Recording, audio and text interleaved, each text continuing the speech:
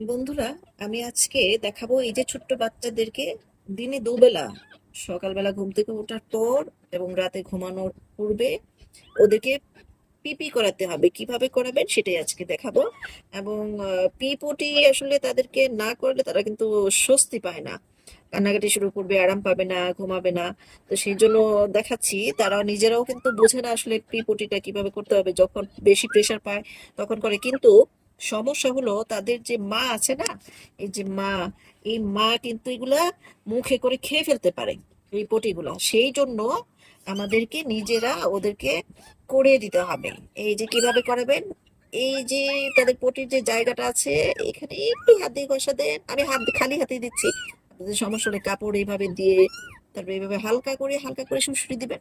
তারপরে শুশুরি দিতে দিতে দেখবেন যে এই যে ভিজে যাচ্ছে, পেশাব পেশাব চলে আসছে, পেশাব পেশাব পেশাব পেশাব পেশাব চলে আসতেছে, পেশাব পেশাব পেশাব, এই পেশাব করে দিচ্ছে করে দিচ্ছে করে দিচ্ছে।